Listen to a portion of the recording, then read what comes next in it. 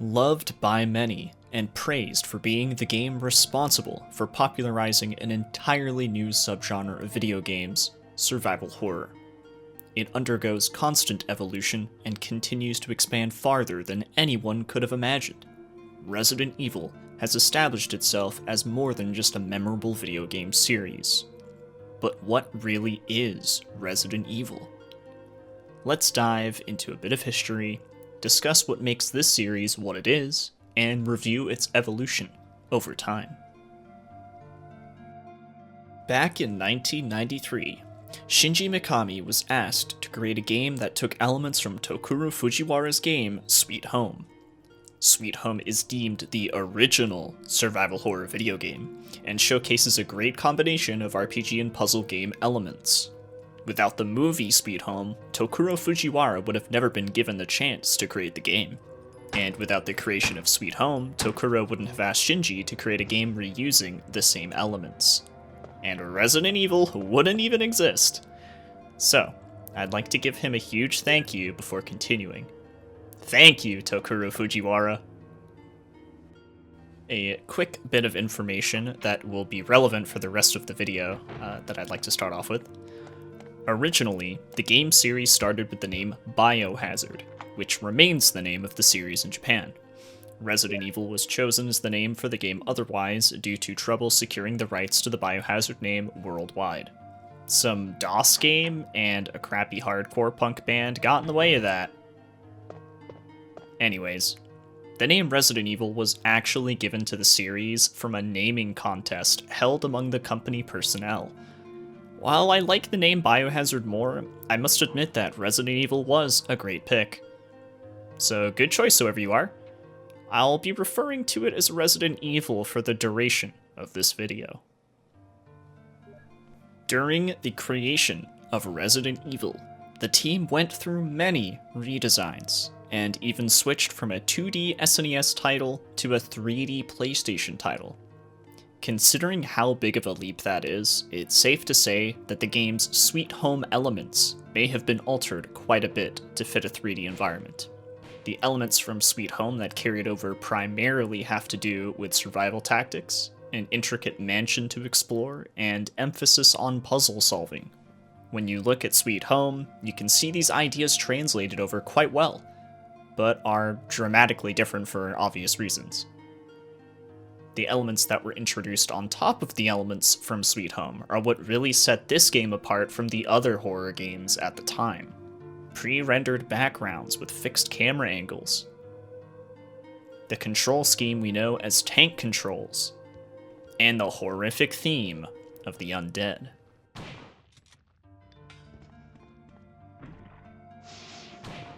Combining all of these elements led to very unique design choices that weren't common at the time.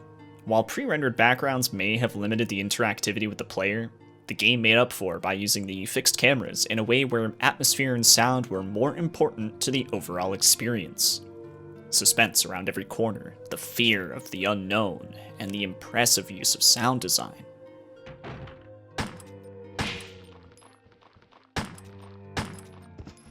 This is what made the experience so tense and frightening. Not to mention some of these fixed cameras made for very memorable enemy encounters. Remember the dogs? Oh, we all remember the dogs.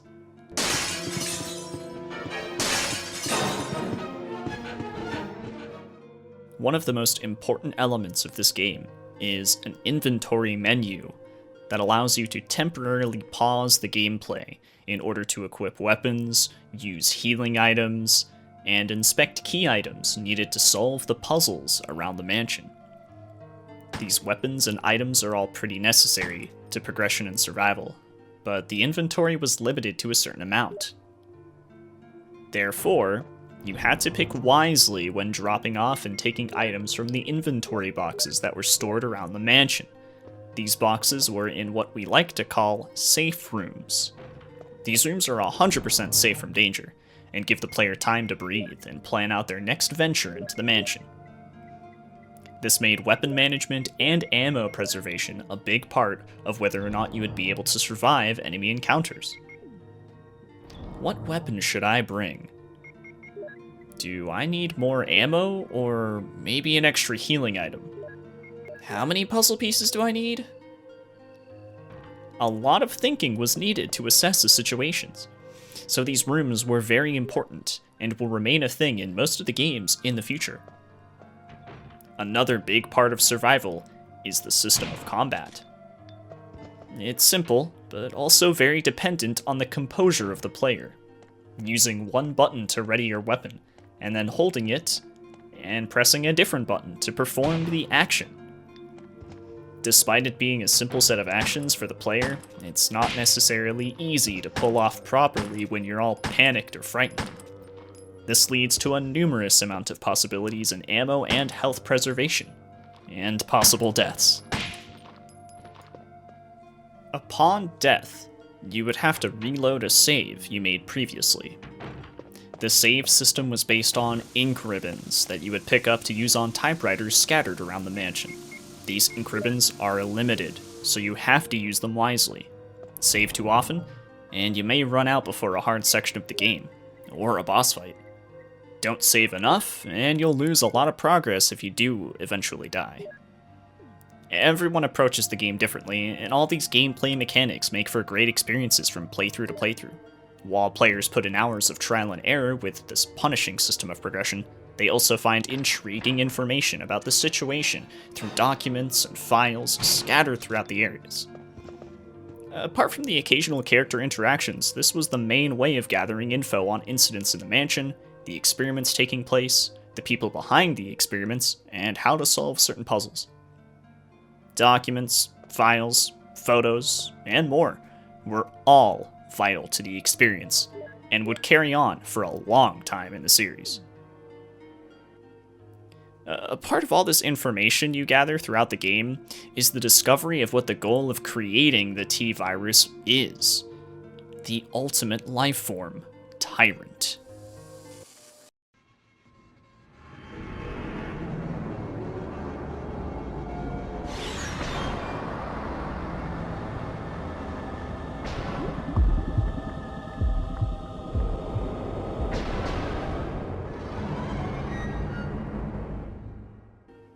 Tyrant was not only an awesome boss, but its concept would be reused many times in the series, and play an enormous part in the gameplay for some titles. Pair all of this together with an intriguing story about a biohazardous lab experiment creating a virus that leads to an outbreak of zombies and mutated creatures. It was truly a fresh take on horror, and it took the interest of many people around the world. This is what started it all. This is Resident Evil.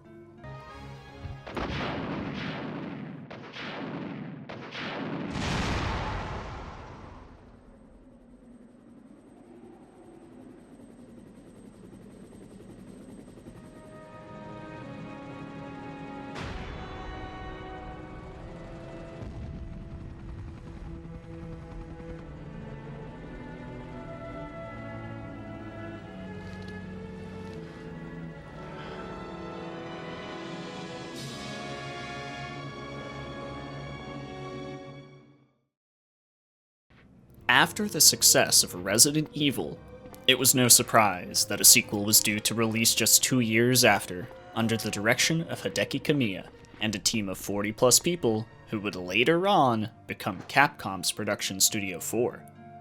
Resident Evil 2 introduces an even more refined survival horror experience, while introducing new enemy types and an entirely new setting, Raccoon City.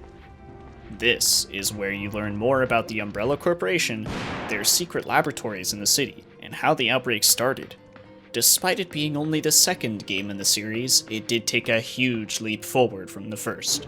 Highly improved graphics over the first game made the game so much more charming, and really helped immerse the player. The animations were still quite similar, but smoothened out to make character movements and attacks a bit more convincing. The voice acting is still classic PS1. But there's something out there. I don't know what it is, but I saw it. Much larger than any of those zombies. And it's coming after me.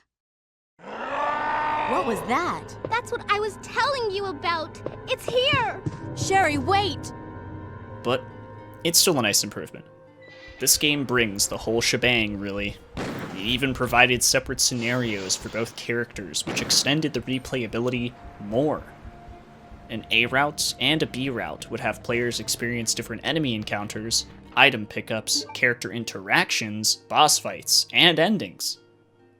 One of the most memorable factors in the split is encountering this game's Tyrant in the B scenario.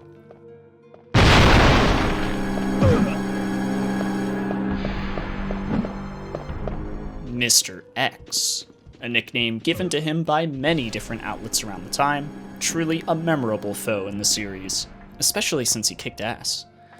I mean, like, really kicked ass.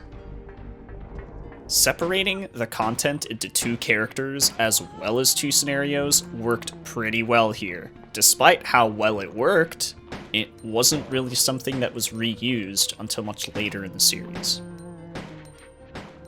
Despite it being such a huge improvement, it is only the second game in the series, and it doesn't change things up a lot. It's a very safe type of sequel, and serves to be one of my favorite sequels in the survival horror genre in general. It may not bring a whole lot of new mechanics to the table, but it brings enough new stuff to make it feel like an advancement is being made, an evolution is taking process. There is something that this title does that is pretty different from the first one, though. It's got higher enemy counts, it's got more dangerous encounters, it has more weapons, and it's got harder boss fights. It is just way more action-packed. I think this translated well to the second title, as it didn't really push anything like some later games in the series. Some would say Resident Evil 2 is a perfectly balanced game in the series, being able to maintain a pure survival horror experience while also introducing more gunplay and epic action scenes.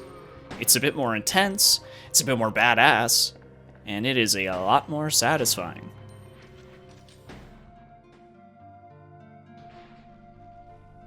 The major success of the two games led to Capcom putting multiple Resident Evil titles into development, splitting up a few teams to work on various projects.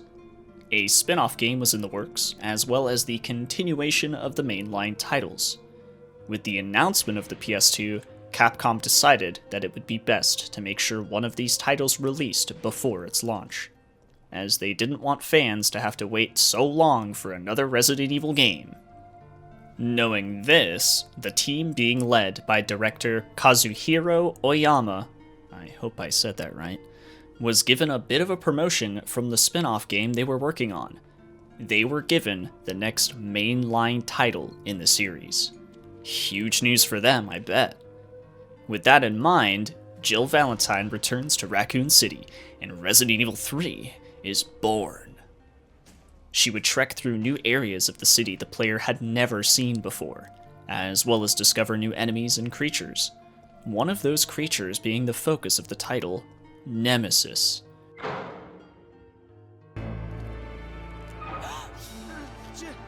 Jill! We've gotta...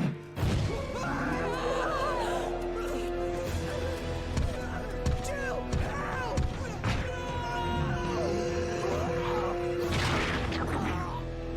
No!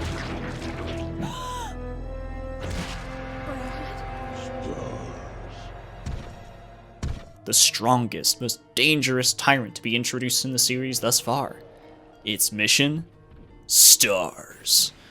And by stars, I mean eradicating the surviving Stars members. He made entire sections of the game a race to the next area, as he runs after you from door to door, grabbing you, punching you, and even shooting rockets at you. This is the first time in the series where a boss stalks you throughout the entire game.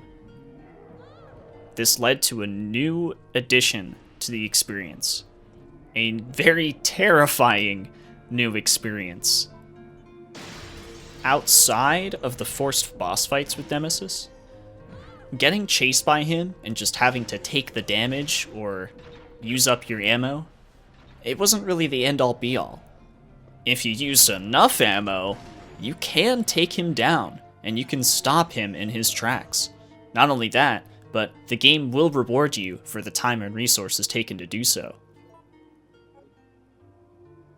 Now, confronting Nemesis wasn't always a part of just the regular gameplay. There was actually a bit of a new mechanic added to this game specifically. Now, you would select actions during vital cutscenes, which would alter what the characters would do during the cutscene or the gameplay after the choice had been made. This was a great way of encouraging replayability, and also encountering Nemesis in different situations. And another great way of encouraging replayability was a new system to help take on so many hordes of enemies as well as Nemesis himself. The reloading tool.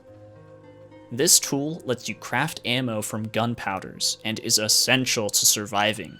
This is one of the more important mechanics introduced, and it changes up the way you handle a lot of enemy encounters and a lot of different rooms throughout the game. Handgun ammo, shotgun ammo, acid rounds, flame rounds, freeze rounds, and magnum ammo are all munition types that can be created. Save up and use more powders to create stronger munitions, or just make a ton of weaker munitions and have a lot of ammo. Considering how many enemies there are in this game, it is vital that you use your powders as wisely as you can. Another mechanic that was introduced that is extremely vital is the 180 quick turn. This one is big. Not just for its introduction in this game, but it's big for the series. The quick turn mechanic will be used for a long time. The tank controls, well, I mean, they work fine, but that 180 quick turn, that is always going to be your best bet if you just need to turn around and run. Speaking of evading danger, there's literally a dodging mechanic in this game. Upon aiming down sights, you would press the attack button, or well, at least this is how I figured out how to do it when I played the game. Yeah, you would press the attack button right before the enemy hits you, and you would have a chance to do a dodge. Now, I gotta say, it's a bit tricky, the timing is really weird for certain enemies, and this doesn't always help you. With all of these new mechanics introduced to Resident Evil 3, it's plain to see that this is really where the evolution of the series takes place. Resident Evil 2 may bring a lot of content to the table and be a pretty big step up from the first game, but it doesn't really provide a lot of advanced mechanics. Resident Evil 3, it has so many different things that are essential to other games in the series. Being able to craft your own ammo, making decisions that are completely playthrough altering, as well as introducing a 180 quick turn mechanic. This is truly the game that brings way more to the table for the Resident Evil fanbase. This is really where the evolution starts. Except for one thing. There's definitely one thing that doesn't evolve or improve with Resident Evil 3. And that's Raccoon City. 2 games, and this city is toast.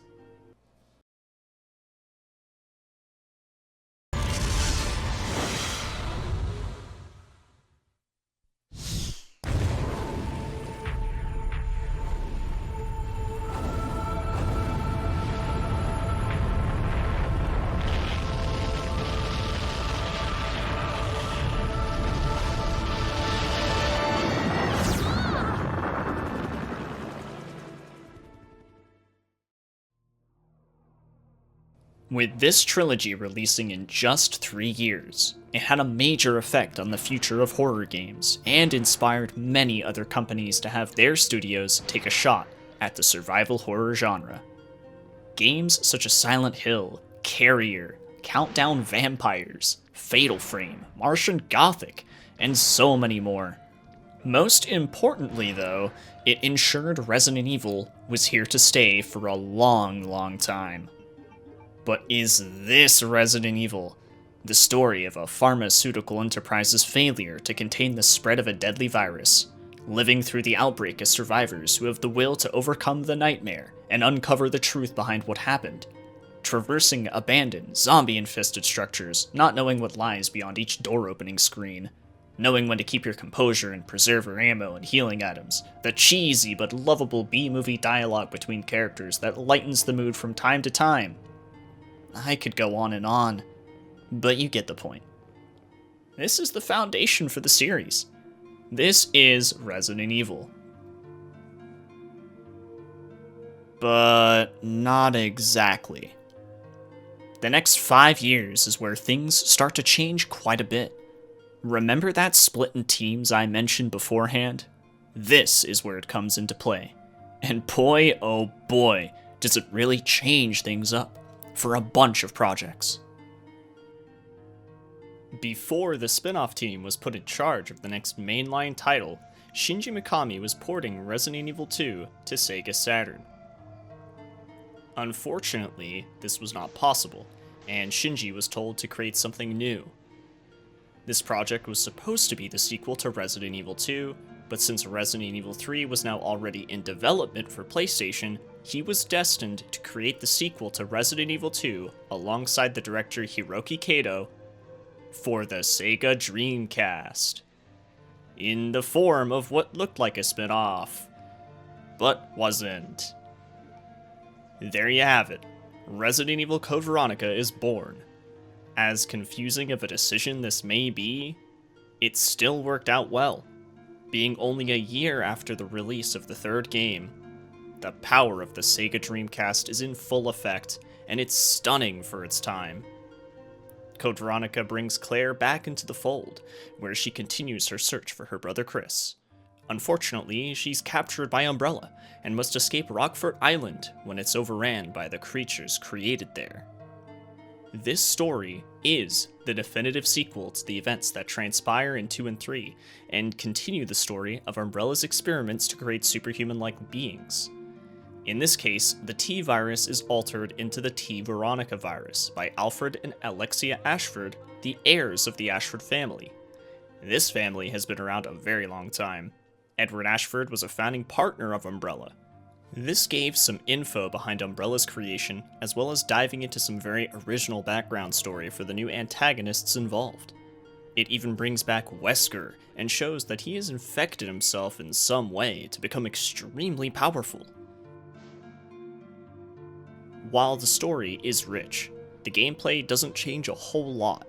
New mechanics weren't abundant, but the game did have a lot of new enemies, weapons, and unique puzzles. My favorite being the crossbow. That thing's explosive ammo is powerful. My not so favorite, bender snatches. Screw those things! A huge factor in this game is the switch between Claire and Chris. About 40% through playing the game as Claire, the game switches you to play as Chris, and everything that you had equipped before the switch would not carry over. Meaning whatever you left in the inventory box is what Chris would have access to. This also applies to switching back to Claire, and then back to Chris again later in the game. As cool of an idea as this is, it does catch first-time players off guard. Some would say this is one of the harder games in the series, but a part of this is probably due to the lack of preparation for switching characters. Code Veronica is definitely a great play off of the original titles, despite not having the appearance of a mainline title. Resident Evil 3 and Code Veronica's roles, they really switched in all of this, and the teams kind of switched up as well. But what were the other teams doing? Chris! Hey, you know that I always keep my promises. We've got to destroy Umbrella. Now, let's finish this once and for all.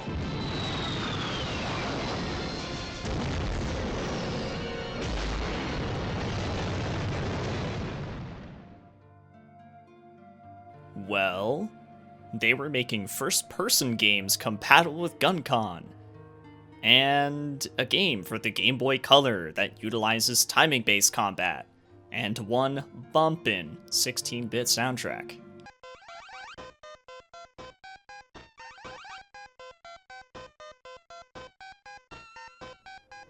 Resident Evil Survivor was developed by Tosi and aimed to bring a completely different style to the series. The team, directed by Hiroyuki Kai, successfully made one of the first off-rail light gun games that served as the first true spin-off title for the series. Seeing as this game was compatible with GunCon, it was more than likely the main focus, as it's the most impressive thing the game has to offer. Unfortunately, almost everything else in the game falls behind in quality for the series thus far. It remains a survival horror experience, with the usual format of item collecting to progress through the game. It also provides different routes to choose from to encourage replayability, similar to RE3's choices but on a much larger scale.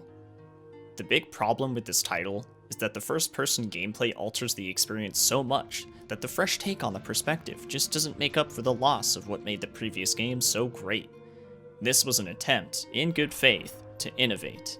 A bit unfortunate that it was subpar quality, but I truly think it was a great step into different territory for the series. Speaking of different territory, along with the massive change in Survivor's gameplay, the Game Boy Color game Resident Evil Gaiden is also quite the departure from previous titles. But for obvious reasons at this point, it's a Game Boy Color game. With such a limited console, the team did just about everything they could to hammer out a classic survival horror game without the usual mechanics. The environments were a bit dull, and traversing the ship was a bit daunting when lost. Leon looks like a melted candle, and the music will engrave itself into your brain, and you'll probably soft lock on a couple of the bosses because you totally messed up. And you didn't pick up things you probably needed to pick up. Fights were handled with a timing-based method of attacking, and required some great rhythm. As for bosses, well, the whole softlock thing I was talking about, you didn't just have to line up hits with great timing, but some of these bosses you actually had to keep the pressure on, otherwise they'll just regain health. It's kind of maddening. For a Game Boy game though, it's actually quite good. But the Resident Evil series having this, and then a sequel to Survivor, Survivor 2 Code Veronica, a bit of a decline, as well as being 3 spin-off games in a row to sway away from the original style. Now, this is still Resident Evil, right? As bad of a sign that 2 years may have been, Capcom had some big stuff planned for the future of the Resident Evil franchise. Nintendo seemingly proposed an offer that Capcom could not refuse. Capcom announced that all of the mainline Resident Evil titles were to be re-released on the GameCube, as well as future titles being exclusive to the system. This plays a bigger factor in the future of the series than some people may think. Resident Evil 2, Resident Evil 3, Resident Evil Code Veronica, they were all pretty simple ports of the games, but something about Resident Evil 1 just didn't click for the team at the time. Shinji Mikami, along with many others, thought that Resident Evil 1 was much too outdated at this point to simply port, and even the original programmer, Yasuhiro Onpo, said that its poor localization was another good reason to rethink doing so. With everyone on the same page, Shinji and Studio 4 took the opportunity to recreate Resident Evil entirely. This allowed him and the team to create an experience much closer to his initial vision for the original game. Resident Evil Remake is considered one of the greatest survival horror games, as well as one of the greatest remakes of all time. For good reason, too. This game provided an experience that was far beyond anything in previous titles. Using the power of the GameCube, this game was not just the best looking game so far, but also provided a lot of cool opportunities for effects with the high quality pre-rendered backgrounds. Particle effects, full motion video, an emphasis on high contrast with the lighting of rooms. This was perfect for instilling fear into the player by making it hard to know what exactly you were up against as it creeped around in the dark, to then show itself more in the lighter part of the room and give you a good scare. There are so many things I could mention with this title, but let's dig into what made this a new standard for the series. Being a remake of the original, the game was truthful to the characters, the story, and the areas that you traversed. Even though this may be true, It's not 100% the case with everything in the game. Shinji wanted to expand upon the original experience further, which changed things up a lot. New rooms were added throughout the areas, and in these new rooms you would experience new puzzles, new enemy encounters, new items. Some of these puzzles were completely new, whereas others were original puzzles that were just slightly expanded upon. Whether it was adding 1 or 2 more key items or introducing new codes and passwords, the game's puzzles were much more advanced. Along with changing the puzzles and adding new rooms, there were some very important new mechanics added. One of which was a defense item. You would find daggers, tasers, grenades. All of these you would equip in the menu, and you would use them upon being grabbed by a zombie, or other enemies that had grab animations. Not all enemy grabs allowed you to use them, but a lot of them did. You could either use them manually for tactical resource management, or have them used automatically to save as much health as possible as soon as possible. This one was pretty big, and made resource management very different from previous titles. Along with these defense items, there was another mechanic introduced to defend yourself further from the undead. Burning bodies. Kill a zombie without popping its head? You best be prepared with your lighter and canteen, which you would need to refill with gas cans scattered around. Why, you ask? The Crimson Heads? The Crimson Heads were one of the coolest additions to this game. Dead zombies would rise once more with a dark orange-red tone and a mighty need for revenge. They're faster, they're stronger and tankier, and not fun to deal with in groups. Despite that, they are so cool. They change how you approach certain areas and how you use your ammo and items to deal with them. Speaking of new enemies that changed your approach to certain areas, Lisa Trevor, the daughter of George Trevor, the architect of the mansion. There's a dark story behind the Trevor family and their involvement in the experiments, but we won't go into that. That's a whole other story. What we will go into is how Lisa Trevor is the creepiest, most disturbing stalker boss in the series. She doesn't show up often, but when she does, it is not something to take lightly. She may be slow, but she is devastatingly strong and very aggressive. Get close to her, and she will mess you up.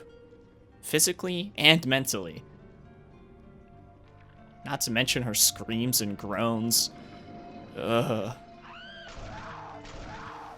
Apart from all of these mentioned, the game keeps a lot of the things the same. The mansion, the greenhouse area, the tunnels, the lab, Yawn, Plant 42, Tyrant, and you still have Richard, Enrico, Barry, Wesker, Rebecca. Everything is still present, and corners weren't cut. If anything, this game goes above and beyond to replace the need of playing the original. Although, playing the original is nice once in a while, as the 1996 experience is kinda hard to replace entirely.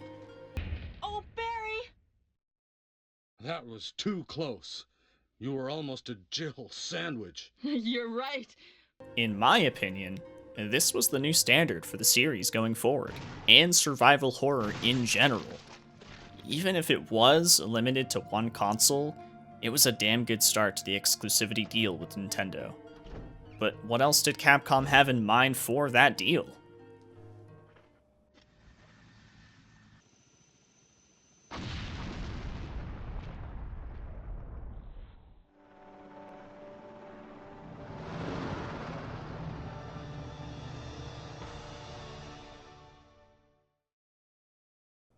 Only months after the release of Resident Evil Remake, Resident Evil 0 was released. Directed by Koji Oda and Tatsuya Minami as the producer, this game served as the first ever prequel story in the series, and was originally supposed to be released for Nintendo 64. You play as Rebecca Chambers of Bravo Team, and experience the incidents that occurred before the first game's events in the Spencer Mansion. Upon their helicopter crash landing, Bravo team discovered the Ecliptic Express, the first area of the game. While witnessing what actually happened to Bravo team, this is also where you discover the reasoning behind some of these murders in the Arklay Mountains. While aboard the train, Rebecca Chambers also runs into Billy Cohen, the second playable character in the game. Yeah, that's right, this game has 2 characters to play as, in one story. Despite Billy being sent to his execution for murdering 23 people, Rebecca understands the severity of the situation and trusts him. Early in its development, the team decided that Zero was going to be more of a challenge than previous titles. Regular zombies are much faster and stronger in this game, and posed much more of a threat. It isn't so bad when both characters are present to mow down the zombies, but this isn't always an option. In this game, Rebecca and Billy are split up from each other, making them fight enemies and solve puzzles on their own.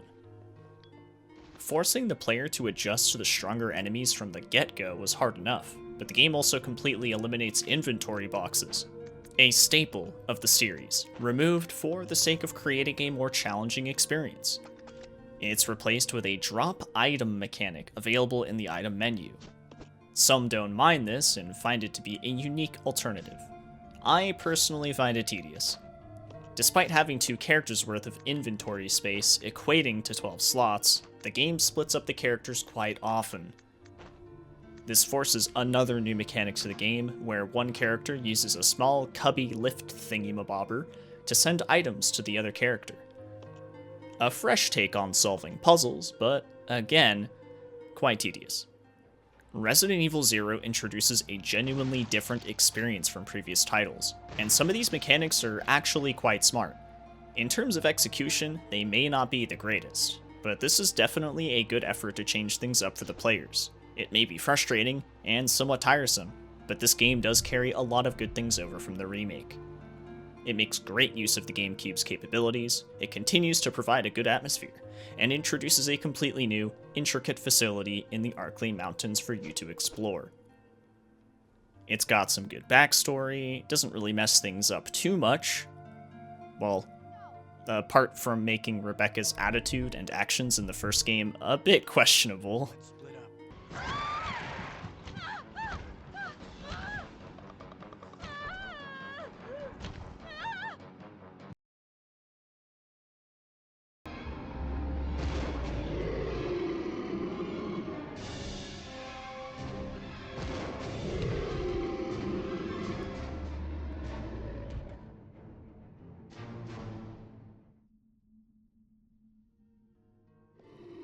I'd say this game was somewhat of a success, but after this title, it was back to making spin-offs for other consoles. A few months after Resident Evil 0, Studio Cavia finished developing Resident Evil Dead Aim for the PlayStation 2.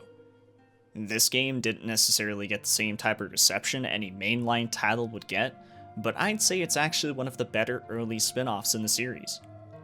The Umbrella story continues, as one of their ocean liners is infested by the T-virus that was stolen from a Paris lab. Bruce McGivern, part of the anti-Umbrella Pursuit investigation team, is sent to take down the bioterrorists led by Morpheus Duval. Bruce also runs into the Chinese MSS's own Fong Ling. They work together in the horrific situation they're in, despite their respective governments refusing to work with one another. In this game, quite a lot of mechanics are changed to bring, yet again, a new feel to the series. The third-person over-the-shoulder camera perspective is introduced, while changing to first-person while shooting. It is also one of the only early games in the series that allows the player to shoot while moving, as well as supporting light gun and USB mouses. A very experimental title that actually succeeds in its efforts to innovate. Its formula was mostly the same with how it worked in the mainline games, but the whole feeling behind movement in combat is changed in a way that Survivor just couldn't do. In fact, the third-person over-the-shoulder camera became a very welcomed addition to the series later on after this game. Something else that this game does well is changing up the infamous Tyrant design to something very unique. I mean, the final fight against it also requires a really crazy explosive rifle. I mean, it's just madness. The clunky controls don't make boss fights like these ones easy, but this fight is badass.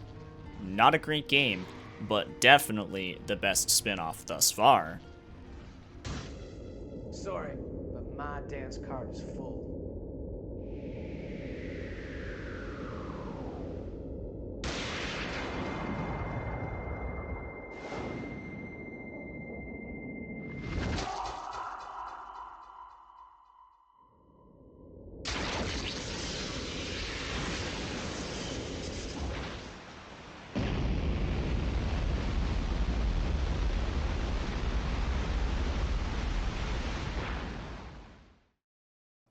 Until Outbreak.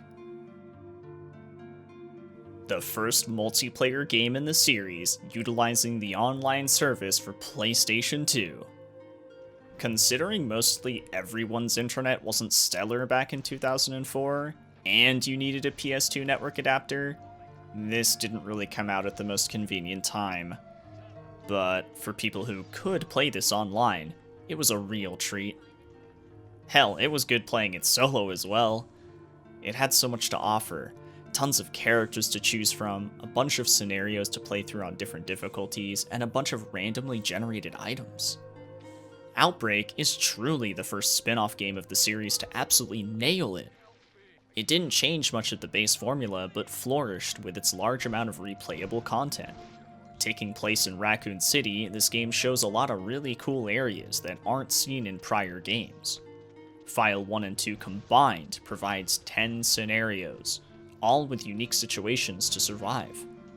A return to the RPD, the hospital, and the underground Umbrella Labs. These are all nostalgic, but the game also leads you to new areas such as the Raccoon City University, the zoo, the woods, and a subway station. All of these are accompanied by some brand new enemies and some really cool boss fights. Based on which scenario you're playing, players would pick characters that suited a specific job. Some of them were skilled in combat, whereas others were used more for utility purposes or support. There are a couple of new mechanics in this game. Bleeding will leave your character limping until it wears off, or healed by either Hemostat or Cindy's Tourniquet. This one isn't a big deal, but this other one is the Virus Gauge. A percentage-based gauge that turns the character into a zombie when it reaches 100%. You can temporarily subdue the virus with herbs and antivirus pills, but once you hit that 100%, your teammates now have to deal with you being a zombie. There's also a default rate of viral infection for different characters, so some are prone to turning faster than others. Now these two mechanics simply make surviving a bit harder, and change up the situations the player will encounter. Not to mention that File 2 introduces the hardest difficulty, Nightmare Mode. Even though all of this sounds amazing to experience, you better have Discord if you're planning on emulating the game on PC for the online. There's no voice chat, and to communicate in this game, you gotta use an ad-lib system. It isn't really the best, but it does make for some fun moments. It's kinda charming to just yell commands at each other like complete idiots. Outbreak is innovative. It has plenty of content, and provides many possibilities for a full, enjoyable Resident Evil experience. But now that we've had a couple of years of spin-offs, where's the next mainline title, and what could possibly be in store for beloved fans who await it? Will it be in the form of a numbered title, or will it follow the same fate as Code Veronica? Will it continue the story of Umbrella, or will it delve into a new story? The funny thing is, the answers were there before we ever saw them brought to light. 3 words. Devil May Cry. Okay, yeah, but not exactly. Let's talk about it, yeah? After a successful release of Resident Evil 3 Nemesis, the next sequel was already in the works. Hideki Kamiya's vision for the next mainline title was heading in a more stylish direction, involving more action, a cooler main protagonist, and a new dynamic camera system. After all of the ideas started coming together in production, the developers had a bit of trouble trying to connect them together with the themes and the world of Resident Evil. One decision led to another, and Shinji Mikami convinced the team to make a brand new IP that would be loved to this very day. At the end of 2001, RE4 would get a full restart and return to a more traditional Resident Evil theme and location. Under the direction of Hiroshi Shibata, Capcom Production Studio 4 was creating a story that followed Leon infiltrating one of the Umbrella's main headquarters in Europe. This was made to be one of the GameCube exclusives, but was never finished and got wiped for the sake of restarting RE4 yet again. This time, it led to the popular Hookman version of the game, which even has a playable demo based on the Biohazard 4 secret DVD. Leon remained the main protagonist, but encountered very different paranormal-esque enemies. And these new enemies, along with a lot of flashbacks and hallucinations, were the focus of making it a truly scary experience. Even though this version was also scrapped, a lot of mechanics and ideas from it would carry on. All of these versions, with so many cool ideas and hard work behind them, were all scrapped. Whether it was development being too expensive, the format of gameplay holding them back, or stories being too ambitious, it just wasn't exactly what everyone envisioned for the future of the Resident Evil series. They needed to really nail this one, seeing as it's being released as the definitive continuation of the Resident Evil story and universe, and as a very important part of Capcom 5. With that in mind, Shinji Mikami finally took the reins over the project as the new director, and broke the shackles that were holding the teams down. It was time to reinvent. It was time for a change. It was time to evolve. Resident Evil 4. There is so much to explain with this title. One of the most important releases in the entire series, as well as a very influential game for the horror genre itself. The team did exactly what the series needed to break out of that cookie-cutter mold of fixed cameras and tank controls for every mainline title. Even though this was an important thing to do, some of the staff working on the game weren't enthusiastic about the changes. Despite that, they were all able to make some compromises and work together to implement a new formula while still keeping some of the aspects of the previous titles. Shinji Mikami and Hiroyuki Kobayashi made sure that this game felt fresh by introducing the idea of creating a new story unrelated to Umbrella and the viruses. Instead, it would focus on a new threat, the Las Plagas, a parasite found in the mines of I don't know where, Spain, reanimated and used on the local villagers by Osmond Sadler, who is the leader of the newfound cult Los Illuminados. It's used to take over the bodies of the villagers and have them controlled by a dominant host, which were limited to Betores Mendez, Ramon Salazar, and Osmond Sadler. This would completely change the dynamic of gameplay by having the players fight the Ganados, the newest form of enemy, to then be surprised by their heads exploding with the parasite emerging from its body. No more zombies, just really, really gross parasitic monstrosities. Speaking of no more zombies, this game had some of the most ambitious enemies at the time. The Gyarados, with their huge claws, can cleanly swipe Leon's head off. They're very dangerous, but completely blind. Despite being blind, they have very good hearing, and their weak spot is on their back. It makes for a much more interesting fight this way. Another enemy introduced, serving as a boss fight for most of the time, is the El Higante, a gigantic troll monster that practically throws you around like a stuffed animal toy. Do enough damage, and the parasite finally shows itself by breaking through its back. As you can already tell, there's a theme here. Damage the enemies until they show their parasites, and then deal that sweet, sweet damage on the parasite for the kill.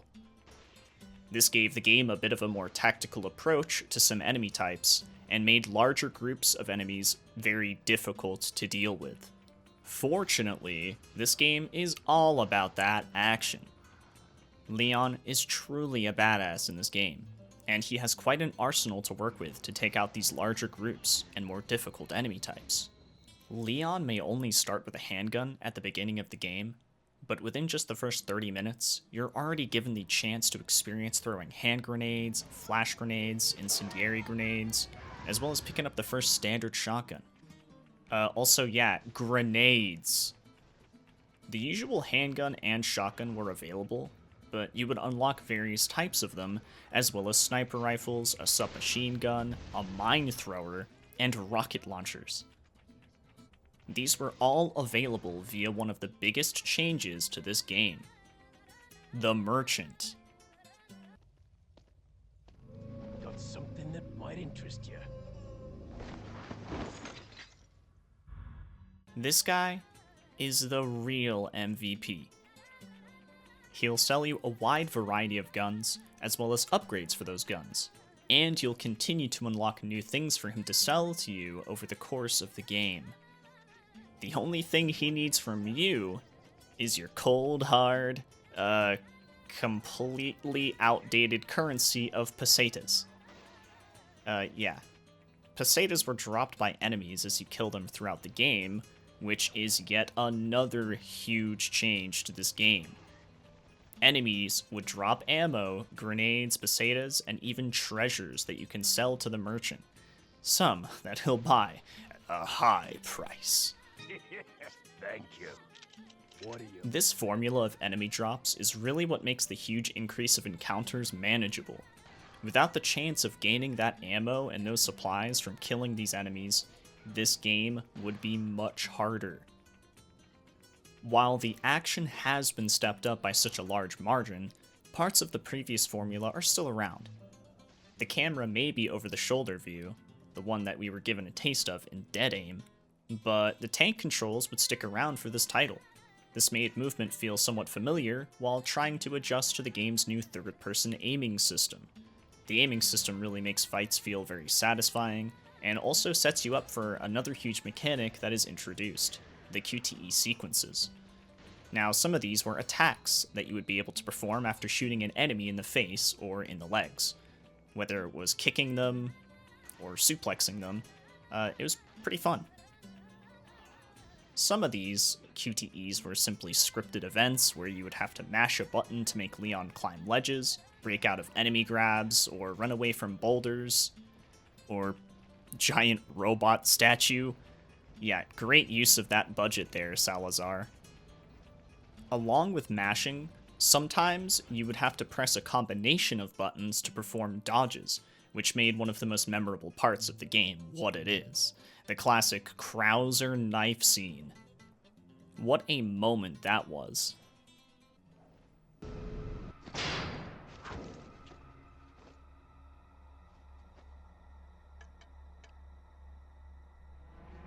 Been a long time, comrade. The aim plus action button combination from previous games also remained in this one, but your knife is actually a separate button this time, instead of having to equip it from the menu. Speaking of menu, Tetris. Yes, Tetris. Okay, but all jokes aside, this is yet another huge change from the original formula. This new briefcase menu would have you moving and rotating your usable items around in a block-by-block format. I personally find it fun to order things the way you'd like to see them in your inventory, but more importantly, it's yet another addition to this game that makes the increased number of enemies and encounters manageable. Because you can fit a lot of stuff in this, especially as you increase the size via the merchant throughout the game. But what about the items needed for solving puzzles and progressing through areas? Well, those are all thrown into a completely different part of the menu. You don't need to worry about sorting these, as you can hold as many key items as you want at a time. This is also the same menu where you examine the various treasures that you collect. There aren't really that many complex puzzles in this game, and a lot of them kind of just feel like fetch quests, so that's definitely a bit of a departure from previous games, but I think the gameplay itself really makes up for the lack of complex puzzles. Although it would have been nice to have maybe just a couple. Speaking of treasures and puzzles, how about that Ashley Graham? Leon is sent to rescue her from the evil people who kidnapped her. Ooh. Yeah, this is cool and all, but her role in the game is to make an escort mission out of certain sections. Her AI is pretty bad, but it's not completely terrible. Not like Eileen from Silent Hill 4. But seeing as she is pretty squishy and dies easily, this causes a lot of frustration. She does a good job following Leon, and she does what she needs to at a decent pace when it comes to solving certain puzzles in areas or, you know, cranking a door open or something. But the problem is that she goes full-on fetal position if an enemy gets too close to her without Leon right by her side. It's like she has absolutely no idea what to do. And, you know, just go in fetal position. Don't run away from the big bad man who wants to pick you up and yeah, anyways. Everyone's experience with her is different, and it goes hand in hand with why this game is loved by so many people. This game has options. The replayability is through the roof compared to previous titles. The varying combinations of weapons, choosing which ones to upgrade, the many possible challenge runs that you could do, the varying encounters with different enemies and different rooms where you actually have to get Ashley through them. There's just so much to this game. It's all so great, and sinking time into this title is so easy because of it. Especially since there's a lot of post-game content, so when you do eventually beat the game, you don't really feel like you're done.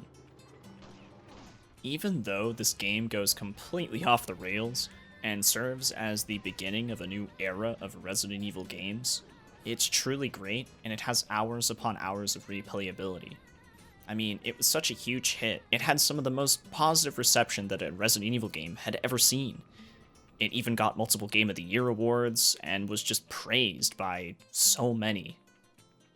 That's why I think it's one of the greatest games to ever release in the series, despite it only being my 5th favorite Resident Evil game. Some may think it's the reason why survival horror took such a strange turn in the mid-2000s, but I don't think that's all on RE4, as there were plenty of other horror games changing the direction of the genre. This was simply the beginning of the horror genre expanding into new territory, and Resident Evil was about to change even more than we thought. From this point on, for many, many years, this was Resident Evil.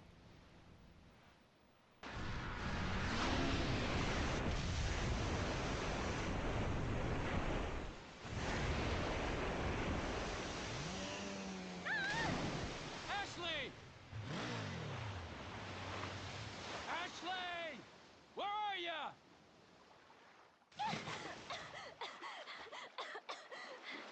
Leon!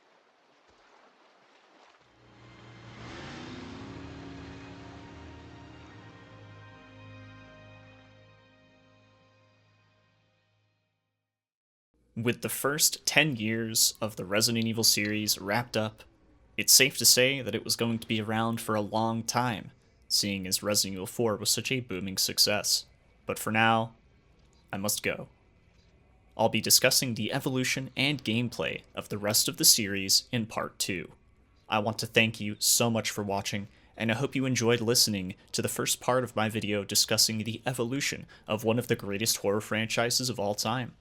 I ask that you please do me a huge favor. Subscribe to me here, give the video a thumbs up, and comment with something you love about any of the games discussed, or perhaps something you may have learned about it. A big thank you to Demonic Robots for helping me so much with this video, as well as editing the whole thing. And thank you to Survival Horror Network for allowing us to use their footage from some of the games. Much love, and thanks again for watching. I'll see you soon for part 2, where we enter the survival horror once again.